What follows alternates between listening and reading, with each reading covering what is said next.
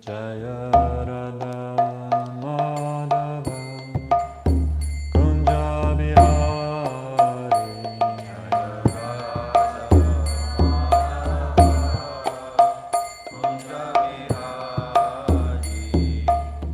Gopi Jana Vallabha Girivaradhari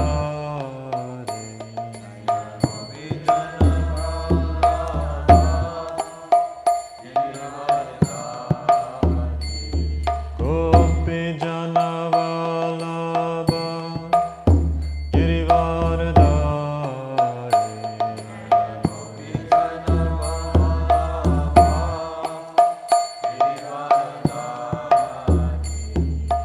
Yashodanandana Braja Janaranjana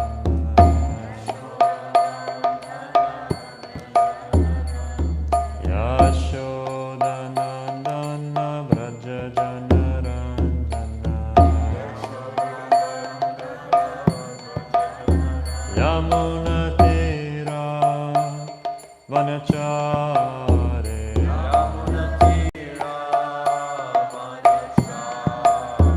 Yamuna Tira Vanachare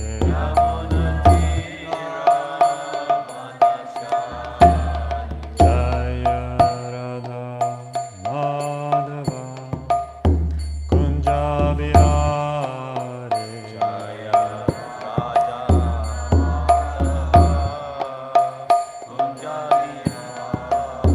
Jaya Radha Madhava Kunja Bihari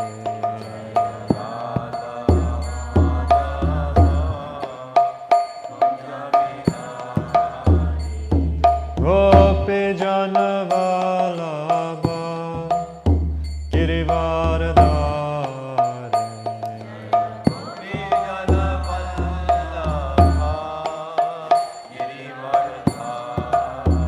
Jaya Gopi Jana Vallabha Girivaradhari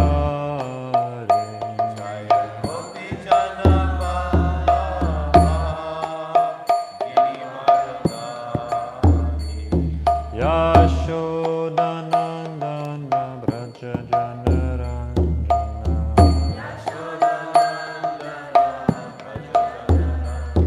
Yashodanandana Braja Janaranjana Yamuna Tira Vanachare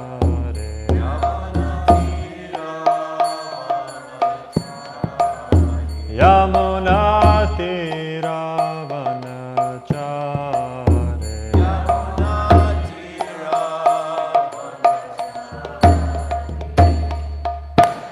Shishi Radha Madhava Ki Grantara Srimad Bhagavatam Ki Gopremanande Om Namo Bhagavate Vasudevaya Om Namo Bhagavate Vasudevaya Om Namo Bhagavate Vasudevaya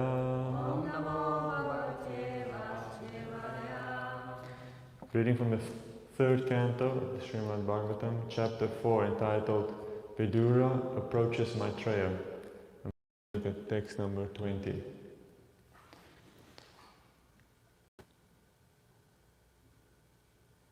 Sa eva maradita padatirtha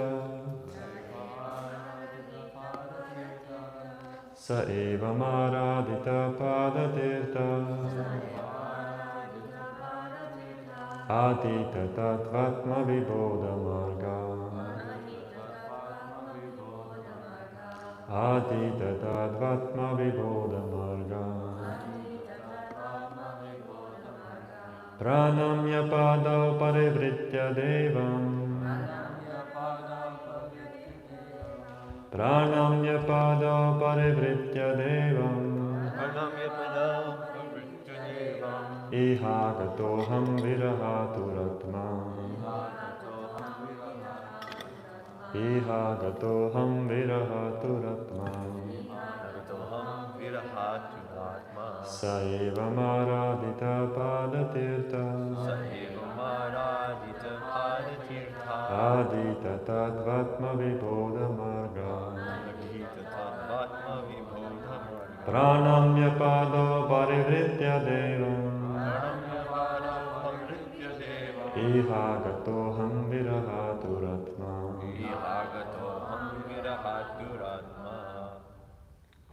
Saeva maradita padatirtad. Saeva maradita padatirta. Adita tavatma vibodha margaha. Adita tatvatma vibodha marga.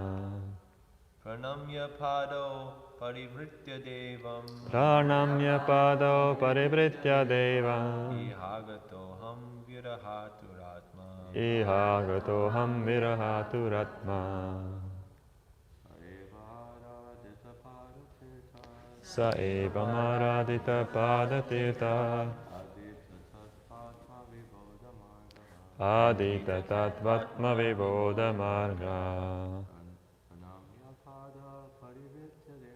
Pranamya pado parivritya devam. Iha gatoham virahaturatma.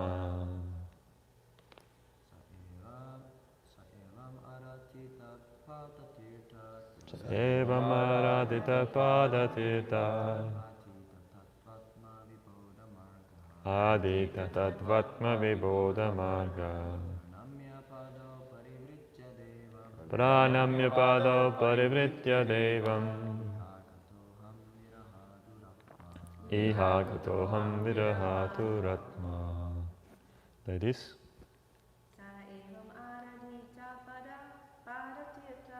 Saeva maradita padatirtha.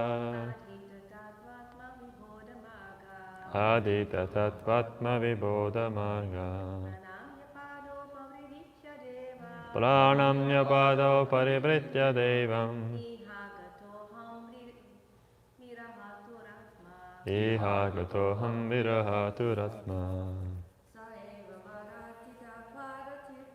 Saeva maradita padatirtha. Adita tatvatma vibodha marga. Pranamya pado parivritya devam. Iha gatoham virahaturatma. So myself. Evam. Thus. Aradita. Worshipped. Padatirtha. From the personality of Godhead. Adita. Studied. Tattva Atma. Self-knowledge. Vibodha. Understanding. Marga. Path. Pranamya. After saluting. Pado. At his lotus feet. Parivritya. After circumambulating. Devam. The Lord. Iha. At this place. Agata. Reached. Aham. I. Viraha. Separation. Atura Atma. Aggrieved in self. Translation. I have studied the path of understanding self-knowledge from my spiritual master, the personality of Godhead, and thus, after circumambulating him, I have come to this place, very much aggrieved due to separation. Purport. Shri Uddhava's actual life is a direct symbol of the Chatusloki Bhagavatam, enunciated first to Brahmaji by the personality of Godhead. These four very great and important verses from Srimad Bhagavatam are particularly taken out by the Mayavadi speculators, who construe a different purport to suit their impersonal view of monism. Here is the proper answer to such unauthorized speculators. The verses of Srimad Bhagavatam are purely theistic science, understandable by the postgraduate students of Bhagavad Gita. The unauthorized dry speculators are offenders at the lotus feet of Lord Sri Krishna because they distort the purports of Bhagavad Gita and Srimad Bhagavatam to mislead the public and prepare a direct path to the hell known as Amrita Mishra. As confirmed in Bhagavad Gita, such envious speculators are without knowledge and are surely condemned life after life. They unnecessarily take shelter of Shripad Shankaracharya, but he was not so drastic as to commit an offense at the lotus feet of Lord Krishna. According to Lord Sri Chaitanya Mahaprabhu, Shripad Shankaracharya preached the Mayavadi philosophy for a particular purpose. Such a philosophy was necessary to defeat the Buddhist philosophy of non-existence of the spirit soul, but it was never meant for perpetual acceptance. It was an emergency. Thus Lord Krishna was accepted by Shankaracharya as the Supreme Personality of Godhead in his commentation on Bhagavad Gita. Since he was a great devotee of Lord Krishna, he did not dare write any commentary on Srimad Bhagavatam, because that would have been a direct offense at the lotus feet of the Lord. But later speculators, in the name of Mayavad philosophy, unnecessarily make their commentary on the Chatushloki Bhagavatam without any bona fide intent. The monistic dry speculators have no business in the Srimad Bhagavatam because this particular Vedic literature is forbidden for them by the great author himself. Srila Vyasadeva has definitely forbidden persons engaged in religiosity, economic development, sense gratification, and finally salvation from trying to understand Srimad Bhagavatam, which is not meant for them. Shripad Sridhar Swami, the great commentator on Srimad Bhagavatam, has definitely forbidden the salvationist or monist to deal in Srimad Bhagavatam. It is not for them. Yet such unauthorized persons perversely try to understand Srimad Bhagavatam, and thus they commit offences at the lotus feet of the Lord, which even Shripad Shankaracharya dared not to do. Thus they prepare for their continuation of miserable life. It should be particularly noted herein that Uddhava studied the Chatushloki Bhagavatam directly from the Lord, who spoke to him first to Brahmaji, and this time the Lord explained more confidentially the self-knowledge mentioned as the Paramam Stitim. Upon learning such self-knowledge of love, Uddhava felt very much aggrieved by feelings of separation from the Lord. Unless one is awakened to the stage of Uddhava, everlastingly feeling the separation of the Lord in transcendental love, as exhibited by Lord Chaitanya also, one cannot understand the real import of the 4 essential verses of Srimad Bhagavatam. One should not indulge in the unauthorized act of twisting the meaning and thereby putting himself on the dangerous path of offense. Om Jnana-timirandasya Gyananjana Shalakaya Chakshurunmilitam Yena Tasmai Shri Guruve Namaha Shri Chaitanya Manobishtam Stapitam Yena Bhutale Swayam Rupa Gatamayam Dadati Swapadantikam Vandeham Shri Guru Shri Yuta Padakamalam Shri Gurun Vaishnavangscha Shri Rupam Sagrajatam Sahaguna Raghunatan Vitam Tam Sajivam Sadvaitam Savadutam Varijana Sahitam Krishna Chaitanya Devam Shri Radha Krishna Padam Sahaguna Lalita Shri Vishakhan Vitangscha He Krishna Karuna Sindhu Dinabandhu Jagatpate Gopesha Gopika Kanta Radha Kanta Namostute Tapta Kanchana Gaurange Radhe Vrindavaneshware Vrishabhanu Sutta Devi Pranamami Hari Priye Vansha Kalpatarubhyascha Kripa Sindhubhya Cha Patitanam Pavanebhyo Vaishnavebhyo Namo Namaha Jai Shri Krishna Chaitanya Prabhu Nityananda Shri Advaita Gadadara Shrivasari Gaura Bhakta Vrinda Hare Krishna Krishna Krishna Hare Hare Hare Rama Rama Rama Hare Hare. I've studied the path of understanding self-knowledge from my spiritual master, the Personality of Godhead, and thus after circumambulating him, I have come to this place, very much aggrieved due to separation.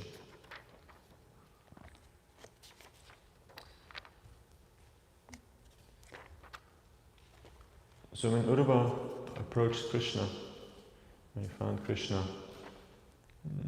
Krishna explained to him what had happened. And then he heard what had happened with the destruction of the Yadu dynasty. And also when Krishna started to speak to him, Krishna explained to him that he said, Krishna mentioned in the 13th verse how in the millennium, in the days of yore, at the beginning of creation, I spoke unto Brahma, who is situated on the lotus that grows out of my navel, about my transcendental glories, which the great sages describe as the Srimad Bhagavatam.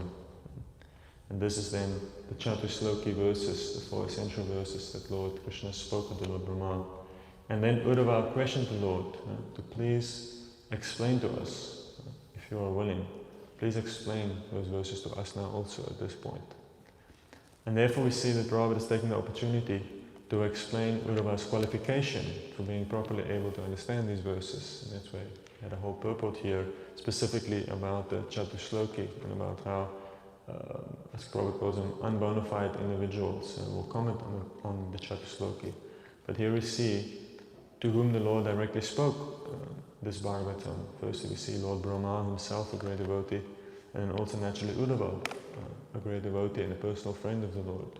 And that is really the qualification. We see also with the Bhagavad Gita spoken to Arjuna, and Lord specifically explains to Arjuna that that is your qualification, because you are my friend and you are not envious of me, therefore I will speak to you this Bhagavad Gita. And therefore we can understand that there is fruit, it will be a fruitful discussion. As Prabhupada says here, not everything is meant for everyone. That is just unfortunately how it goes. You see, even in this movement we go out and we canvas to everyone, but it's not actually for everyone. Because if you want to come here, I remember once we were sitting in Cape Town outside in our Govindas. It's like sort of, there's a street entrance. So we were sitting taking prasadam, the devotees, and then this random guy comes. He's sort of like, it's like maybe half bum, like not completely bum, but sort of, you know, he's getting there. So he just came in and he said, and we were all sitting there, he said, can I also get something? Can I also get something? But it was like a little, like the kind of person you probably don't want to have hanging around too long. So there's one devotee, he says, you can eat with us, but then you can't have sex anymore. And then the man is just like so shocked. He's like, what? And then he just immediately walked out and he ran away. Wow, that's a good answer. So that was an interesting way to put it, very bluntly. But we understand still, the Hare Krishna movement necessarily, to take it very seriously, is not going to be for everyone, in a very serious way. To what extent one is able to live according to Krishna's principles, that is the level to which one will be able to have a fruitful realization of this knowledge. Now, we see that it's interesting that Prabhupada takes so much effort to speak about impersonalism as a big problem, and sometimes in the Western world we remember that Kirtanananda Swami, he asked Prabhupada, he says, Prabhupada, why are you putting so much emphasis on impersonalism? As in the Western world, we don't have so much impersonalism. Why don't you preach against the atheists? Prabhupada told him that you are saying that because you're an impersonalist. And Prabhupada made the point that actually in the Western world there's a lot of impersonalism. And we see this very heavy purport, and Prabhupada explains that if one distorts this purports according to impersonalist philosophy, they mislead the public and prepare a direct path to the hell known as Andhata Mishra. So why is it so serious, one would say? Impersonalism has great appeal. It looks actually very appealing in the modern world, specifically in whenever you go into something like an interfaith kind of context. Impersonalism looks just so appealing because everybody can come together under the impersonalist banner. If you're a Buddhist impersonalist, or a Hindu impersonalist, or a Jewish impersonalist, or a Christian impersonalist, we can all come together and hold hands and say, yes, it's all one. And actually there's no reason for us to fight. We all actually believe in the same thing. It's all actually the same. It's just some difference in dress, but we're all the same. And then the Hare Krishnas come and we're like, no, this is nonsense, this is not going to work. Then we don't get invited anymore. They don't invite us to some of these events, because when we come in, it looks like our approach to the strong emphasis on the personality of God looks like a divisive opinion. It's something that polarizes people. But we have to understand that impersonalism, and to not properly recognize the personality, either of God, has great, great consequences. If you look at the main form of ignorance in the material world is not to properly understand the soul. But it's not just about the soul, it's about understanding that personality, to understand that another person or yourself or even beings in this world are persons, that they are worthy of what it means to be a person. If you look at in the Middle Ages, there's a great debate about the position of animals. So what are animals? Do they also have souls? I think it was Thomas Aquinas. He came with an elaborate explanation of how actually animals don't have souls. There's like a human soul, which is like a real soul, which has an eternal destination, these things. And then there's an animal soul, which is not really real.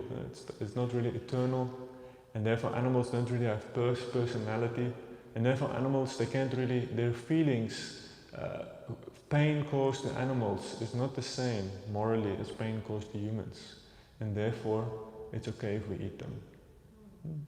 So you see that the philosophy of divesting animals from personhood, there's consequences. Because every human being is endowed with a certain sense of conscious guilt. We feel guilt if we do the wrong thing. We're all endowed by Krishna with a certain natural intelligence. But that intelligence can be distorted by bad philosophy and by bad doctrine. And impersonalism is actually widely spread in the Western world, where we do not understand that, we do not properly understand what it means that other individuals in this world are persons.